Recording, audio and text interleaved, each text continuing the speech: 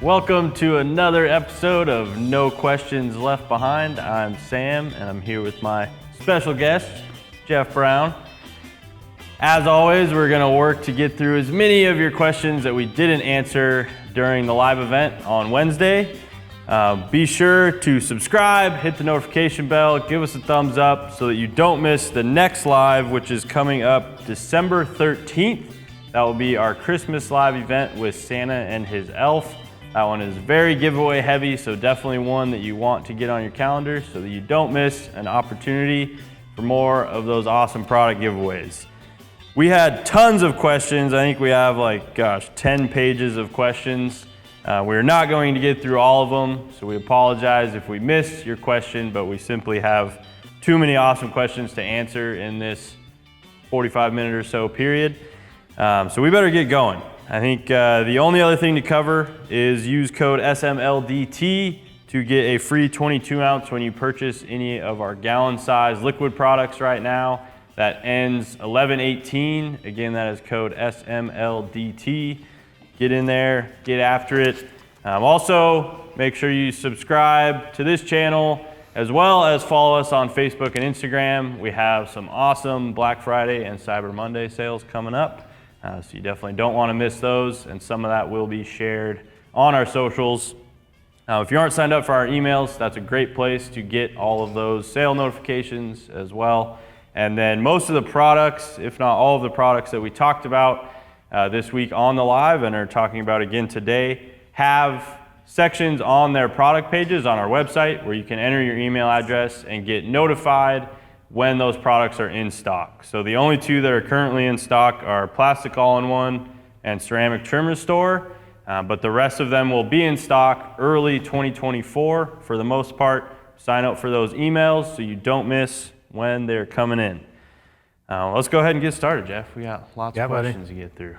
Yeah, Stevie said there were, 1,000? But yeah, I think we had 1,000. We cut it down a fair amount with some of the duplicates and banter comments. As always, you guys do a great job participating, so thank you.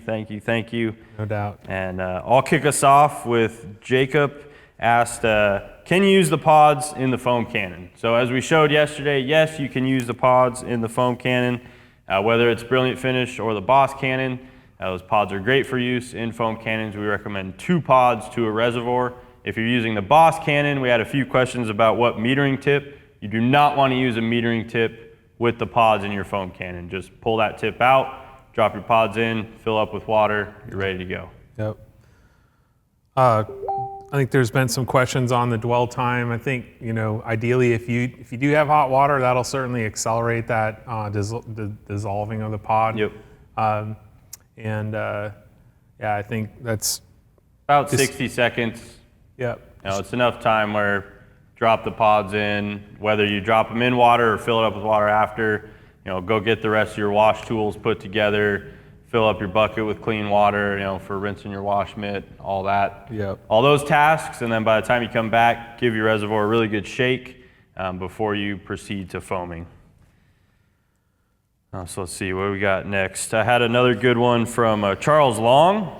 He asked, does one bag of wash pods yield the same number of washes as a bottle of Brilliant Finish car wash or Brilliant Finish snow foam? So yes, they are very comparable in terms of number of washes you'll get out of the single package. So as far as the pods go, if you're doing it in a bucket, it's 1 pod per wash, 3 to 4 gallons of water. So if you're using that same 4-gallon wash, you're going to get about 16 washes out of Brilliant Finish car wash bottle and about 12 washes out of a bottle of Brilliant Finish snow foam. With the snow foam, you're using that in a cannon. So if you're using these in a cannon, you're getting 10 washes. So 10 versus 12 and 20 versus 16. So pretty comparable numbers there. Yep. Scents, everyone's got their preference on scents, but if you're a customer or user of super concentrated car wash, it's going to be the same tropical scent that you're going to experience with that. It's virtually the same fragrance. So that's something to look forward to. It's a variation of a pina colada, right? Yeah. We need Nick in here with the cost per wash. It escapes me. Oh yeah, I mean, it's about $1 per wash if you're doing it in the bucket. Yeah, $2 per wash if you're doing it in a foam cannon. Yep. A few of you asked how many pods to the package. You're going to get 18 pods at $19.99. So very comparable. I think I misquoted. I said 20 washes instead of 18. So 18 washes for a bucket versus 16 from Brilliant Finish, and then it would be 12 and 9 for foam cannon. Excuse me. Glad I caught that. Go ahead. Oh, you're fine. Next. How many, so we've answered this, but just to reiterate, how many pods per cannon reservoir? That's going to be 2. Somebody asked if I added a third, would that increase the foam? Certainly it would increase the foam, but diminish your value. I don't see the benefit. It's gonna make such a significant benefit that it's still not drastically more foam, not quite what you expect from the snow foam or foaming surface wash. Those are both dedicated for foaming tools, so difference in chemistry there. Glenn had asked how does this compare to the Boss foaming system, and the Boss foaming system is the best. It's the best of the best. It's going to be a higher concentrate. It's going to have other, I guess, chemical components that are going to deliver our very best performance, and certainly the cost per use is going to be a little higher, but the experience, the benefit is going to be higher as well. So pinnacle of foaming when you're getting into the Boss foaming system. So those are, again, dedicated for a foaming tool or foam cannon. Getting into liquid wax, just so we don't spend all our time on pods. Tons of questions on all the products. Again, thank you guys.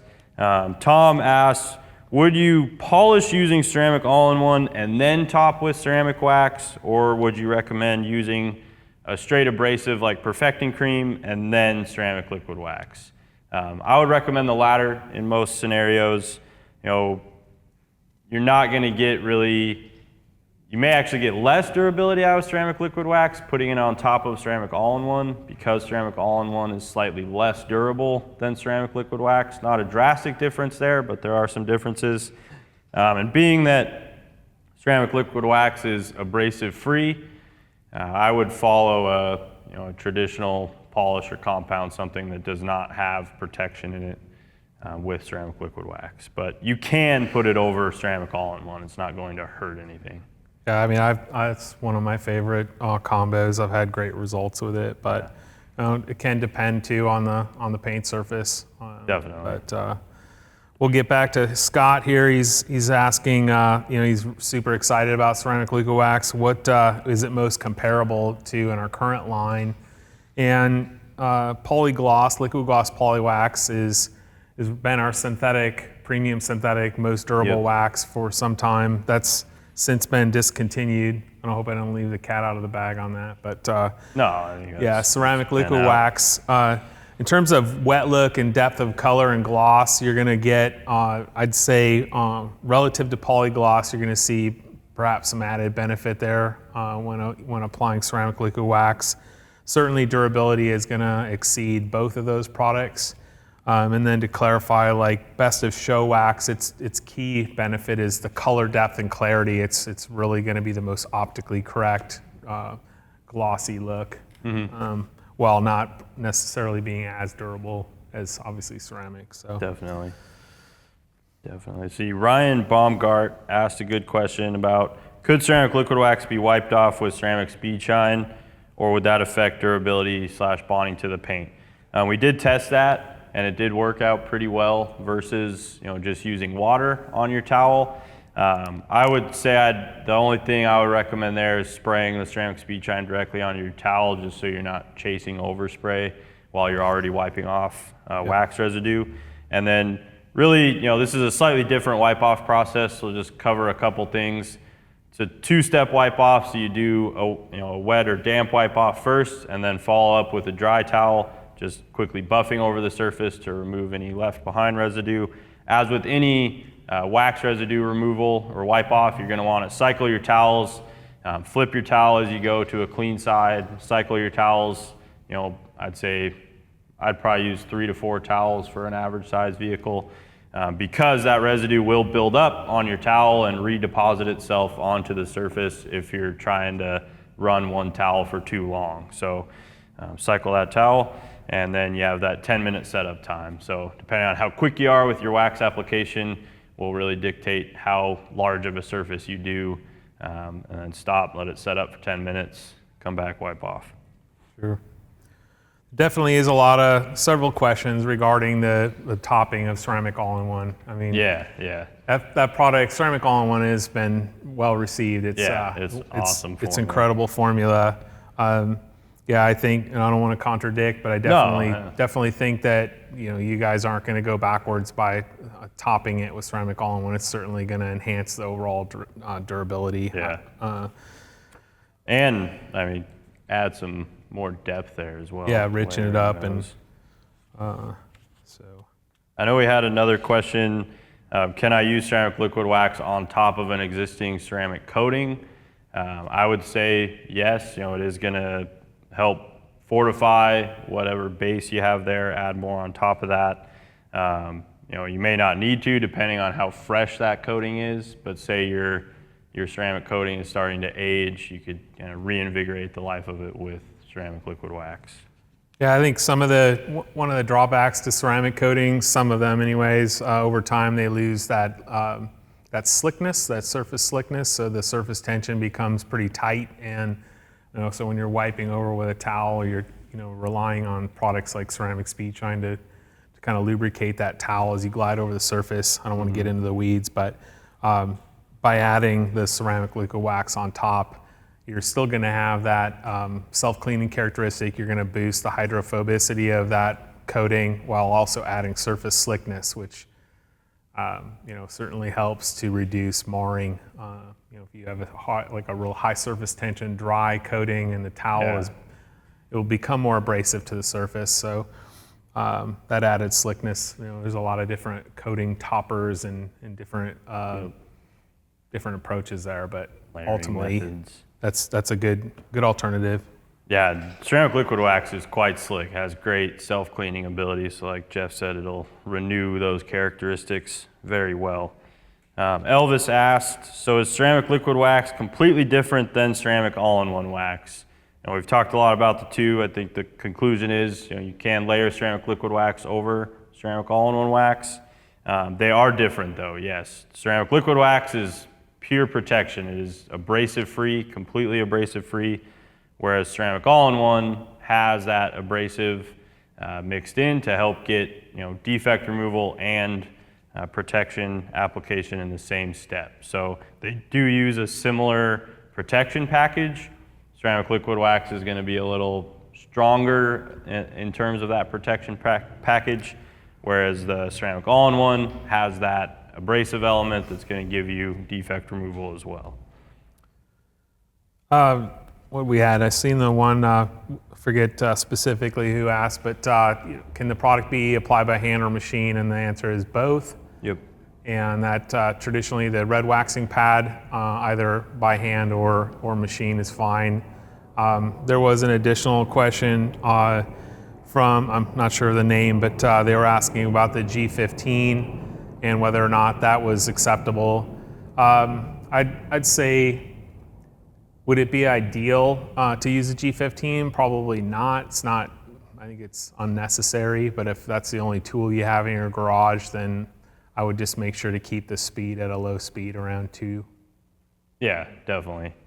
Keep it low. I think that's really key with the long throws if you do need to provide protection there. Too fast or too much pressure and you can, makes it harder to wipe off.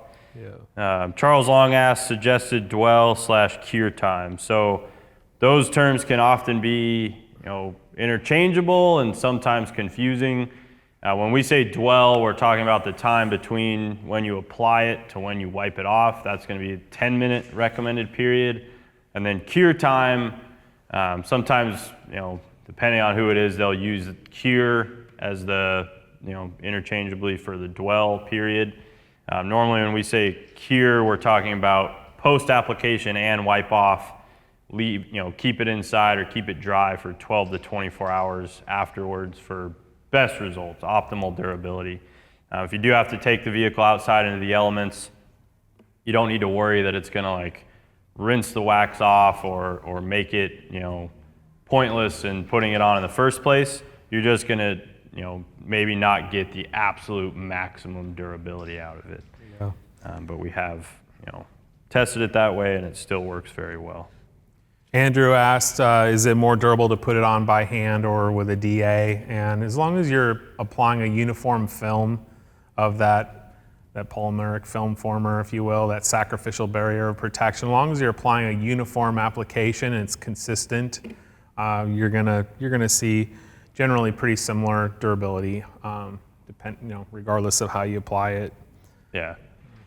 Scott Baker, you know, Jeff already touched on this a little bit, but Scott asked, is the ceramic liquid wax replacing the polywax product? I love the wet shine from the polywax, but want the ceramic properties. So yes, like Jeff mentioned, polywax was discontinued and ceramic liquid wax is our most suitable replacement for that. If you really like that wet gloss from polywax, I would say you're gonna love the appearance of ceramic liquid wax. It's a very glossy product. The wipe off is really the most different part between those two. Yeah. But they do apply pretty similarly. Chris asked if this would be suitable for wheel protection, and the answer is absolutely yes. Like any surface, make sure that it's been decontaminated and prepped, and that should work fantastic. Do the wheel face and the barrels if you want to get crazy. Yeah. So. Colin asked, would ceramic liquid wax be okay on matte or satin wrap? I definitely want your input on this one too, Jeff. I would say no. Most traditional waxes like ceramic liquid wax, just in the nature that you're applying them, aren't usually the best for matte or satin. You know, like some products, some ceramic products like ceramic rinseless the other night we said, you know, is good on matte, but it's just that, you know, that traditional hand or machine application could add a little bit of gloss or sheen to a matte surface. Yeah, I would say, you know, matte and satin finishes, satin certainly, you want to stay away from anything with abrasives because that's going to certainly polish the surface, refine it, and add gloss. It's going to change the appearance. If you were to apply ceramic liquid wax on a matte or satin finish, what will inevitably happen is you're going to see a richening or a darkening of the surface. Mm-hmm. So it'll be kind of like as a it'd be like putting vinyl and rubber dressing on a matte finish dash. Yeah. It's not going to alter it, but it's not going to make it glossy. Yeah, it's going to give you, it's going to enhance the surface, make it look darker or richer. So first and foremost, I always kind of follow your manufacturer's recommendation, but you can also test a small and conspicuous spot and see if it's something that you're happy with. But just know that there's no abrasives in it, so that in terms of permanent altering of that appearance, it's not going to affect that. Yeah, it's not going to make it shiny. Yeah. Just may slightly change it. So, as always, test it. Make sure you're happy with it. Like you said, Jeff, that's the best way to go. Really, with anything on matte or satin, it can be pretty finicky. Yeah. So. Yeah. BB asked what color pad will work the best. So our red wax pad is going to be the primary recommendation for ceramic liquid wax, whether you're doing it by hand or orbital. We have the wax applicator pads that are that same red foam material that you can also use by hand. So stick with the red for application of that. Vet Minnesota, the homeboy from my own town. He had asked if if I applied ceramic liquid wax as my base, if I topped it with 3-in-1, would that be redundant? I wouldn't say it's redundant like anything. Sometimes it's more about how easy it is to apply the product, and if you've got that foundation of ceramic liquid wax and you just want to give it a little extra recharge or a boost, if you will, you could. Certainly, ceramic speed shine would be a quicker, faster alternative to kind of topping off, for a lack of a better way to say it, topping off that beading characteristic, that gloss. But those two, ceramic liquid wax, ceramic 3-in-1, would certainly play well together and complement one another if you wanted to top that. So, Eric Estrada, 3.0 detailing. Shout out. What's up, Eric? Can this produce high spots like a ceramic coating, referring to ceramic liquid wax? I would say no, it's much more forgiving than a ceramic coating, although, being that it's, you're applying it like a traditional wax. If you don't wipe the residue off, you can get, I wouldn't necessarily call it a high spot, but an inconsistency in the appearance, or an area where you have some filminess left over that may appear darker or slightly, different than everywhere around it. You experience that with any wax. Yeah, I don't care if exactly. it's from 1950 and it's like turtle wax, whatever, somebody's exactly. wax. If Yeah, it's all of not, them. that film isn't applied evenly, you're going to see richening and darkening of the surface here, and maybe a void or a duller or less glossy, whatever. Yeah. So that the bottom line is just make sure it's applied very evenly. One of the benefits to that wet wipe off is it does an incredible job of evening out that film layer and preventing those highs and low spots, aka streaks. So yeah, two-step wipe off, that was one of the reasons we recommended that, is because it will help give you a nice final finish, and it's a forgiving product. I mean, I would say if you do get some funky residue or inconsistencies, you could just either buff back over it one more time or reapply it, give another 10, and come back and wipe off. Nice, right. Easy to use product. should we take a look at rinseless? Yeah, let's do it. Cool. Keep moving through these. Let's see. Millie asked, is a ceramic rinseless safe for interior surfaces or matte paint and vinyl? I wouldn't necessarily use it on my interior just because it's going to be a little messy with the rinseless application. But I like using rinseless products in door jams a lot. It's a safer way than like a quick detail spray, and it's also more controlled than taking your hose or wash mitt in there. And then for matte and vinyl, from what we've experienced, it's a great product for use on matte and vinyl exterior surfaces. You could also use it for under hood detailing if you're in an area where you can't, use a hose. You got water regulations. You could certainly use that for detailing interior. Under the hood. Under hood and jams and that type of thing while leaving protection. So it's a good one. So Maria asked if ceramic rinseless could be used as a waterless wash, and with the durability and the protection that ceramic rinseless provides, you want to be pretty concise or precise in how you apply it and control that protection, get it on and get it off, because it's very reactive. And so with that particular product, I think we made the decision to just focus it as a rinseless wash. There's a lot of chemists and like daredevils out there in the detailing world. They're gonna find their own way and do as they wish. And you guys want to experiment, it's on you. But it certainly has a lot of high lubricity and it's gloss enhancing and protection. But we don't specifically have a recommendation for that product. If you're looking for a versatile all-in-one rinseless, that would be like rinseless wash and wax, where we do provide a secondary bottle and you can dilute it 15-to-1 for dedicated waterless wash. Yeah, tons of utility in that product. Clay lubricant, all kinds of stuff. Ryan asked, with the ceramic rinseless wash, is it suggested to do one panel at a time so that it does not dry on the surface? Definitely, the directions will advise you in that way to only apply it one panel at a time. If you're doing really big panels or you're doing it outside, say on a warmer day, you may even cut that down to half a panel. You don't want it to start drying on you, just like with ceramic wash and coat. If it starts drying on you before you get to it, you could get some spotting and residue. So just be sure that you're staying in manageable sections and getting it dried off quick. Yeah, and there's all kinds of questions with relating to the dispenser and application of the product. Pre-soak. I love the fact that everyone's looking at different ways to apply it via the foam cannon, via the cordless foamer.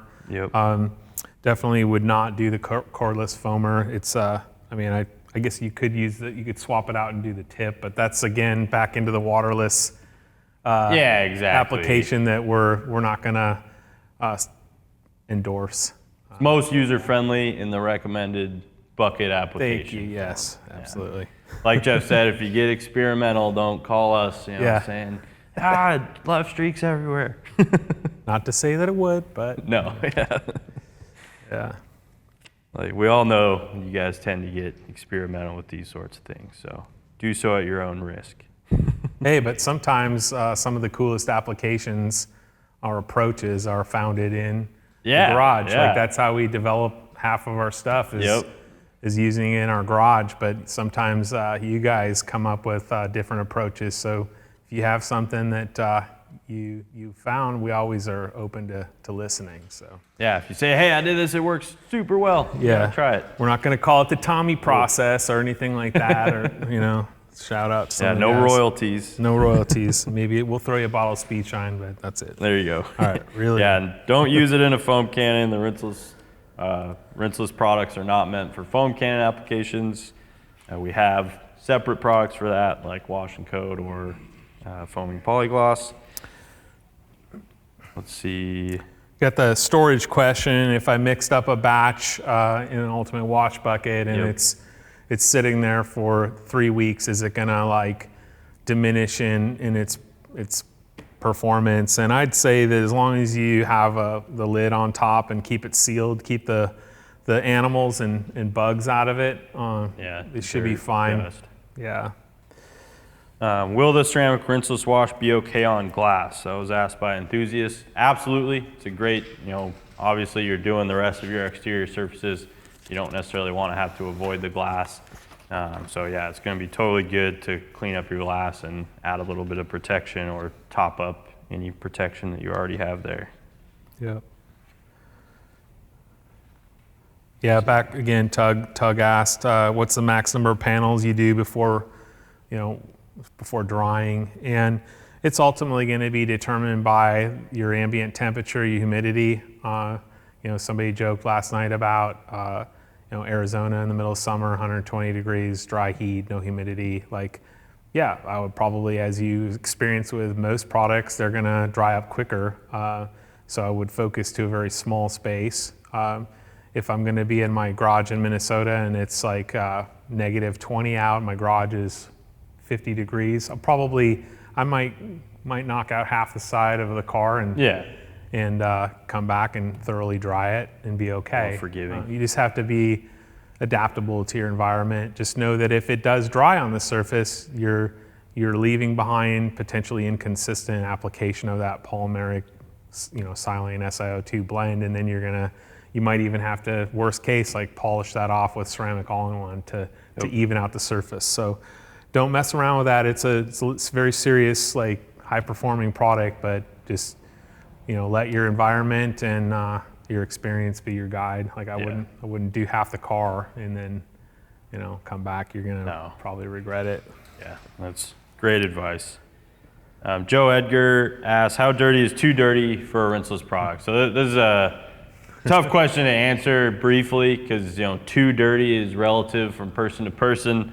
What I think is too dirty, the next guy may not think is dirty at all. So it's a tough one to define, but I would say, if you're beyond 1 to 2 weeks of filth on the vehicle, depending on what's going on outside, ideally you're going to want to do an actual, hose and bucket or foaming wash, more of a traditional wash method. One method I've used in the past, if I have a higher level of dirt, if it's middle of winter, hopefully they're still open. They may not be depending on where you live, but you can take it through a do-it-yourself car wash, rinse it off real quick, get all the heavy contaminant and grit off, take it home, pull it in the garage, and do your rinseless process. Or if it's not too freezing, you could rinse it off in your own driveway, but at that point you're probably just going to wash it.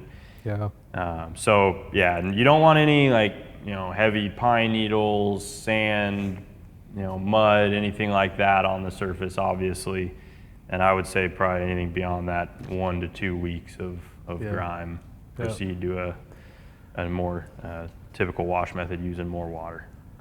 Bryant, he's, like a lot of you, obviously rely on rinseless washes as a waterless by diluting them.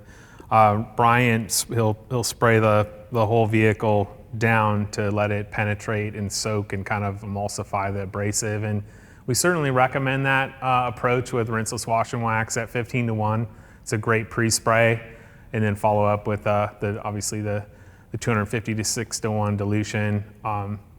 But with this, I would not recommend that. If you wanted to, you want to again work in a small section, pre-spray it. Like that's something you're gonna have to experiment with. It's not what we're gonna recommend, but just don't allow it to dry on the surface. That's the main point. Exactly. Yeah. Just like with wash and coat. Yep. And a lot of other products with protection in them. Now let's see, Keith, we'll move on to ceramic trim restorers so we get through some more of these products. Keith Firebird asked, do you need to use a panel prep before using the ceramic trim restorer? Depending on what you're applying it to, you will definitely benefit from cleaning the surface first. I like using our rubber prep if I'm putting it on bare rubber or plastic exterior trim. And then if you're doing it on the interior like we talked about the other night, interior cleaner is a great product to pre-clean prior to application. You're always going to get better results putting it on a clean, fresh surface versus putting it over an old dressing or over dirt or contaminant. How do you get black trim back to black if you messed it up with wax or polish? That's a whole other class or discussion, but yeah. You are rubber prep with a fairly stiff nylon bristle brush, like a toothbrush, is a good trick or approach. But there's certainly other options there. Tar and sap can even be a little bit more aggressive too, as another alternative to emulsify that wax and that abrasive that's essentially dried into those lower valleys. So. Andrew M. asked, is ceramic trim restorer good for wheel wells and underhood plastics, and what's the durability? When you say wheel wells, I'm assuming you mean like a fender flare or around a wheel well, not actually in the wheel well. Some wheel wells, to be fair, Sam, are still plastic. True. So true. It would, like, we have undercarriage spray for that, but it would work great if you did a super deep clean and got the wheels off and cleaned up under there. We have those customers. Like, absolutely. But yeah, it's a great way. It's super easy to apply, especially on a big, broad surface like that. Yeah. And then also great under the hood. Definitely a good way to get durable protection and an enhanced appearance on those broad plastic panels that you have under a lot of modern hoods. Dylan was asking about carbon fiber, and as you know, most carbon fibers are going to be clear coated with an automotive finish to provide that durability and protection. So I would definitely not apply ceramic trim restore. I would rely more on a product like ceramic liquid wax. That'd be a great alternative. Yep. A great solution. Rachel Drives Clean Cars asked, what happens when applying ceramic trim restorer to heavily textured plastic? Will it thin out evenly, or will it need to be wiped down after application? Heavily textured plastic, I'd imagine you're talking about, like a pebble texture, or like what we had on the F-150 where you have that obviously textured surface. It's one of my favorite parts of ceramic trim restore is it's very easy to get an even finish with that product. It is replacing our current or past black shine trim restore, which in some scenarios could be tough to get even. The ceramic trim restore, on the other hand, is very easy to get an even finish with it, really regardless of the surface you're applying it to, in my experience. If you do walk away and there's some streaks left behind, they'll typically level out within a few minutes of not touching it and letting it set up. So very easy product to work with. Couple questions related to interior application. Arthur asked if it would address sticky dashboards, and unfortunately once that coating that's applied at the factory, once that's started to fail, really the only way to solve it is to generally replace that component. Certainly that, or refinish it. You're gonna have to remove that sticky coating and reapply like a satin trim dye or a trim paint essentially. I think Corbin asked what kind of interior surfaces would you use it on, and I think for me personally it's your preference, but the plastic rockers as you enter the vehicle generally almost always get scuffed, and that's an awesome spot for it. Even like the base of your seat where maybe your foot kicks the seat and you scuff that plastic. It does a nice job of restoring and improving that appearance. For me personally, I'll use it on like the midpoint of the door down, just because you're always inherently, kind of trashing those. Well, I'm not, but the kids do. They kind of destroy those areas. Kids, spouses. Yeah, well, mine are trained. Like, they had major threats. So, but would I slather it all over the dash of my Mark 7? Like, I mean, for me personally, probably not. I'd rely more on a product like Interior Detailer. But there are situations where plastic or vinyl has like really faded, and it just doesn't have that rich look, and no matter what you apply to it, dressings or what have you, it just doesn't come back. The color is just lost, and this would be a great potential option to experiment, do a couple of test spots, and it might restore that dash to a really acceptable appearance. So yeah, the Volkswagen Westfalia that Nick does in the product video on our website and on YouTube is a great example of how it can help to restore a faded dash or interior plastic or vinyl. It's a good reference point if you're kind of looking for what it's gonna make it look like there. I really like this question because we all like to detail our shoes with Griot's Garage products. Rob Silva asks, is it safe to use on my vinyl shoes? Absolutely. Yeah, man.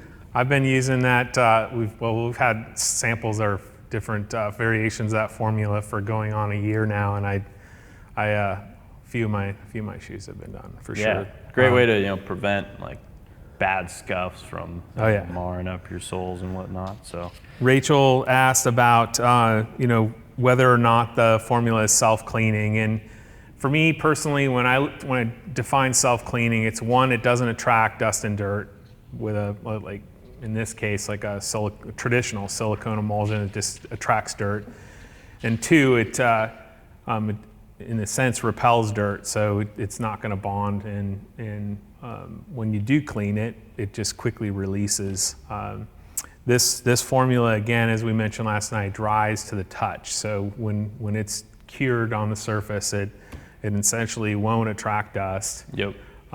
It's not going to be greasy or have any kind of negative residue or effect. So I would definitely suggest that it would fit in the self-cleaning characteristic. I think that phrase or that terminology really is rooted in ceramic coatings, but that's a whole other chat. But that's what it means to me when I think. Like you said, it doesn't leave any residue that's going to attract, and that's pretty rare in this category of products. A lot of trim and tire products do leave a residue behind that will attract dust and dirt. This does not. So. We're quickly running out of time. You guys asked so many great questions. Oh, shoot. We're going to move on to plastic all-in-one just to get some of those knocked out. Can the plastic all-in-one be used on mirrors?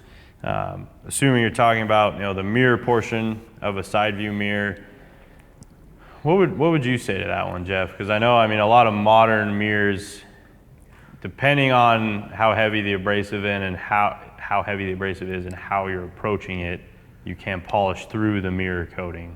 So generally it's a piano black glossy plastic. It would be, and we're talking about the housing, certainly not the reflective mirror, but just to be clear. I don't know which one he was referring to. Yeah, it's hard to say, but I stay away from textured plastic that's it's porous. If you're gonna do it, work on a glossy. I think what they're ultimately trying to do is restore faded mirrored plastic, and it would work fine on that.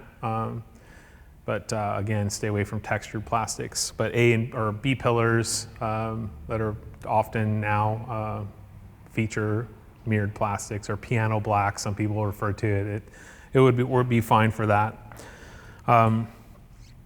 Ken asked on 1980 cluster. I joked last night, Mark 1 GTI, it'd work great. But generally those older 80s plastics are pure raw polycarbonate, and you wouldn't have any issue whatsoever with those. So you could get in there by hand, or I'll even use our large foam detailing swab to get into the tight corners and to be very precise, kind of like a paintbrush.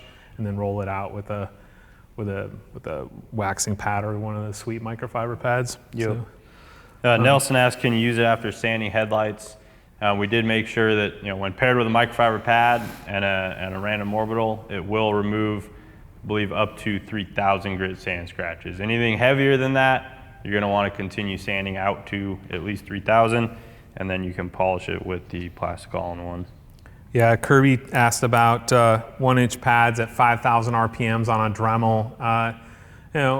Plastic is certainly, as many experienced people know through probably experience, if you heat plastic up to a certain degree, it melts. So with a 1-inch pad, the heat generation is very low. So it should work, Kirby, but just let the plastic be your guide on that. Yep. But you want to jump into Stinky Be Gone? Yeah, for sure. Yeah, I think that get through a little more products here. Yeah. Let's see. Will the Stinky Be Gone be available at retailers? We will let you know. Yeah, jury's out. TBD. Will it stain upholstery? It is, as we said, water-based formula, so it is not going to stain upholstery as some of the oil-based cousins do. So it's just different technology, but yeah, this is we chose to go water-based because of the safer application. Yeah, safer for you, safer for surfaces. Charles asked, what's the most intense smell you've tested this on? Pet smells, cigarette smoke, question mark. I would say, we didn't test it on any heavily smoked in vehicles. I know we did test it in a couple vehicles, that were used cars that were purchased and had a very slight lingering cigarette smoke smell. Did a good job in that scenario. If you have a heavy smoke odor, like we mentioned the other night, you're probably going to want to step up to something like our odor exterminator. I know Nick and I have both tested it on, kind of mildewy smells and, funk from kids, letting food drop under the seats and things like that. Does a great job in that type of environment. I think Jeff, you had mentioned you tested it on a hat that you had a smoke smell on. Yeah, it hung out in a smoker's home, and it was my favorite hat. So I cleaned it real quick with odor neutralizing carpet, which it did a fair job. But I came back with one of the fragrances, and it's good to go. So it definitely, without a doubt, took care of it. That's pretty capable, odor removing. And it's not just going to mask it. You're not going to get that smell coming back as the fragrance wears off either, which is one thing that I really appreciate about those. Yeah. Rick Sawyer asked, can I use this in the bathroom? Of course. Yeah. It's not as good as the poopery, but that's oil-based, and that's, anyways, focus. Yeah, maybe we'll have to put some bottles in our bathrooms around the office, keep the funk down. Oh, goodness. Jump into the pressure washer gun and nozzles. Couple questions. So there's obviously a wide array of different pressure washers, fittings, or hoses, couplers, and it's kind of a science to get everything connected in a effective manner. And we're working hard on creating a really straightforward solution for you guys on that. And we'll definitely be looking at all the various configurations and have a wider range of solutions to ensure that the pressure washer gun is gonna be able to marry up with the wide range of pressure washers out on the market. Yeah, pressure washer connections can be tricky. No doubt. A lot of selections out there. There's always a lot of questions like, how are we planning on marketing or selling the products? We certainly always like to create kits where we offer a nice discount for buying the whole solution. So we'll look at various ways to get you in business without breaking the bank, and just stay tuned and look for the new products page on the website, and we'll be going to market with that. But do they work with electric pressure washers? Absolutely. The electric pressure washers, you really want to I like to use cleaning units, which is the gallons per minute Yep. and the PSI multiplied by one another. That kind of gives you a range of performance. We're going to go to market with a 2.5 orifice and a 4.0 orifice. So if you look at our 3 different options, we kind of have a good, better, best 2300 PSI unit, a 3000 PSI unit, and a Pro 1900.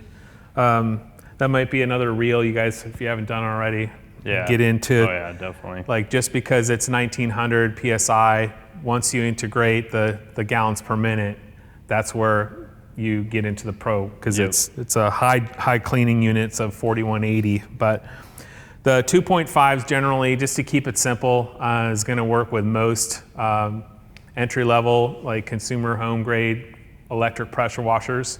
And as you get into the higher performance, higher dollar units, you're gonna want to run the 4.0. The main issue there is if you run a 2.5 on like the pro grade unit, it's essentially going to restrict that water flow. It's going to create really high pressure, but it's going to put a strong demand on the pump and essentially wear it out quicker. Yeah, or pop your breaker. I know. Yep. That's one thing we've seen with using various nozzles that weren't matched for that appropriate pressure washer. Yeah, we'll definitely provide some information on the website and in our various marketing materials that help to define and guide you on the right path. But definitely want to pay attention to that, because you want to marry them up with the right nozzle size. Yep, and that's all referring to the nozzles, not the gun. Just make sure there's no confusion there, since we quickly went from one to the other. Oh yeah. Yeah, any other? Let's see, I know I saw one that a few of you asked about. Does the pressure washer gun have a swivel at the base? Yes, it does. It's one of the great features of that gun, so that when you're pulling it around with your hose attached to it, it's going to help keep the hose from tangling and curling up, which is a very convenient feature, and one of the great parts about using a snubby gun or shorty gun like that. How drop resistant is the gun? The body's made out of glass reinforced nylon. It's the same material that we use in our polishers that are very durable.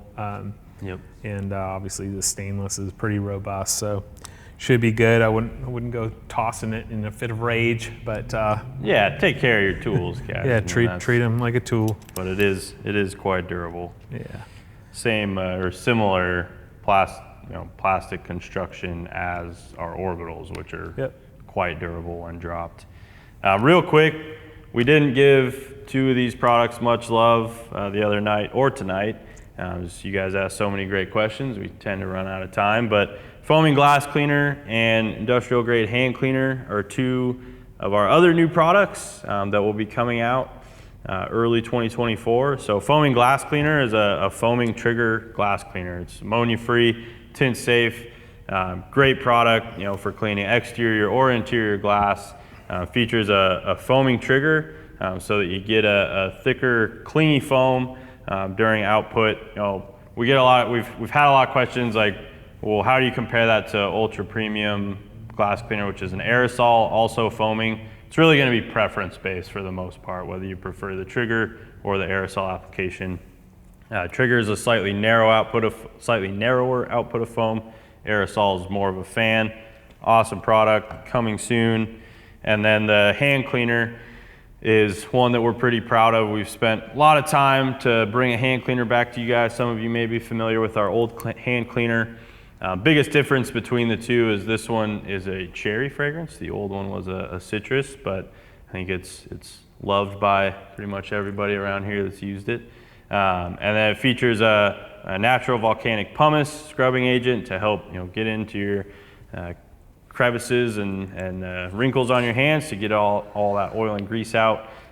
Coconut oil base, so it will provide some conditioning and protection to your skin, prevent them from cracking and drying out over time. Soft really and supple. Quick spiels on both of those, but yeah, rinse is easy, leaves a great feel afterwards, and one of the hand cleaner products that won't irritate your skin long term like you may have experienced with some of the others out there. So that's a lot, as always. We will definitely talk more about these products in the coming weeks as they get closer to launch. Again, be sure to sign up for the in-stock emails on the product pages on our website. Easiest way to find those is going to be, go to griotsgarage.com, up in the search bar, type in whatever product you're most interested in, go to that product page, and you should have that. It's right next to the photo, usually around where the price is on the page. It'll have a spot where you can enter your email, and you'll get a notification when these are in stock. And then of course, subscribe to Instagram and Facebook. We do a lot of promotions there, as well as product announcements and in-stock announcements there as well. So that's an easy way to get it all in one place. And then subscribe down below, hit the thumbs up, notification bell, helps us out a lot. Justifies doing more YouTube content as we get you guys' attention. And of course, always be active in our comments. Man, I think, we forgot to do our second giveaway. Sam. So we had another master kit giveaway. He saved the best for last, Sam. We have to do today. And I'm gonna go ahead and say Jacob Longley. Jacob, you were pretty active in our comment section. You asked some good questions. A few of those we answered earlier on tonight. So Jacob, if you're watching, email us at social@griotsgarage.com for your giveaway. Again, that's going to be full set of all the new products, including one of the new micro polishers. Some of these things will come out as we receive them. But as always, we like giving away what we're talking about here, and another great reason to subscribe to all those socials and our YouTube channel so you don't miss anything else. Lastly, we have the upcoming live on December 13th at 4 p.m.